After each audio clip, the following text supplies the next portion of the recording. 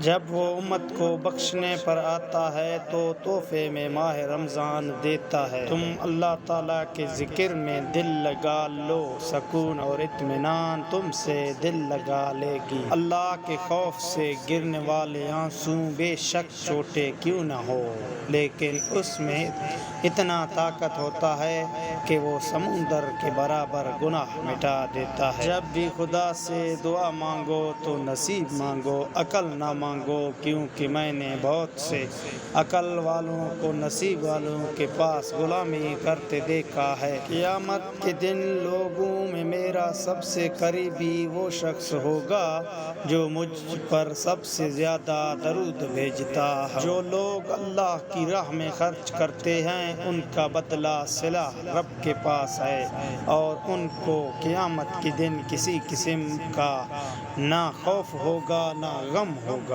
مفاد کا قیدی تعلق کی خوشبو سے محروم رہتا ہے۔ بخشے جائیں گے آل محمد کی خاطر، بخشے جائیں گے آل محمد کی خاطر، ورنہ ہم اچھے نہ ہمارے اعمال اچھے۔ سب سے برا وقت وہ ہے جب تمہارے غصے کے خوف سے تمہارے ماں باپ اپنی ضرورتیں اور نصیحتیں کرنا چھوڑ دے۔ سب سے اچھا زندگی وہ بسر کرتا ہے جو اپنی ضرورتوں کے لیے صرف اللہ پہ بھروسہ رکھتا ہے۔